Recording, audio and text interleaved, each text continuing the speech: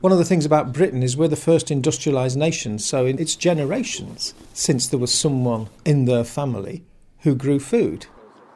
For a lot of people in urban areas, food just comes from somewhere else, doesn't it? It comes in the supermarket, it's often ready packaged, it's covered in plastic, you don't realise it's grown in soil, and carrots should be dirty, when they come out of the ground, all that kind of stuff. Very pro-nuclear and, pro-coal.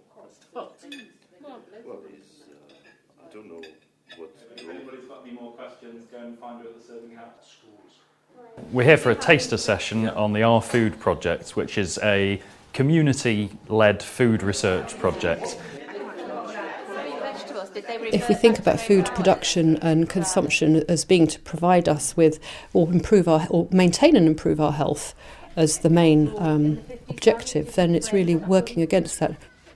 I think it's worse, isn't it? Because we have more waste and we don't eat as much fresh stuff as what we used to years ago. And I think nobody sits down together like they did years ago for their food. Well, the dynamic going on is that we have been dependent on fossil fuels for our society, including agriculture and food production, processing, all the way to the plate.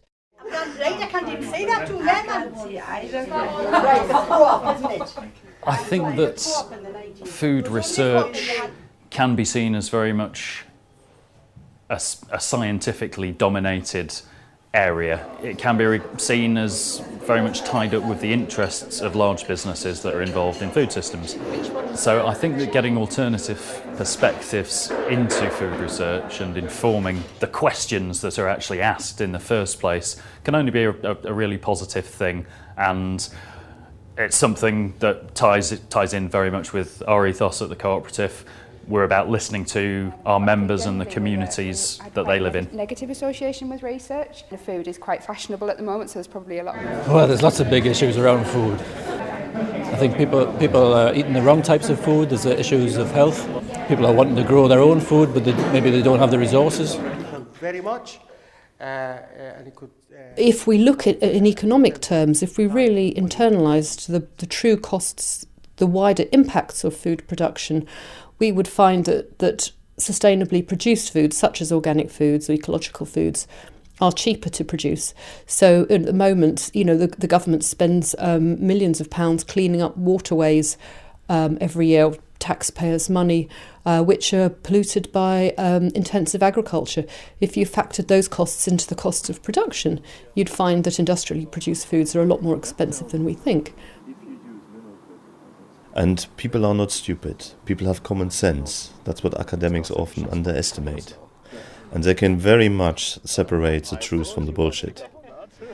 And that challenge going back to academia is very, very important if you want to change academia doing its thing as well.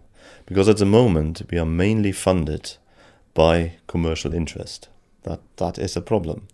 We are, if you want, a slave to the people who fund our research.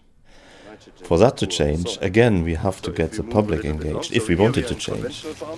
The other thing you don't see, but we can't really see differences at this time of the year. I hope that the project will help people in a community with their own concerns to get engaged more in thinking about where food fits and what the concerns they have about food.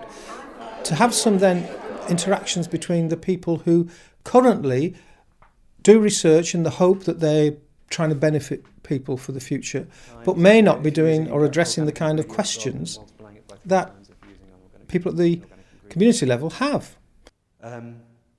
Future for food, if we don't get our act together within the next 30 years, the next generation will have serious problems.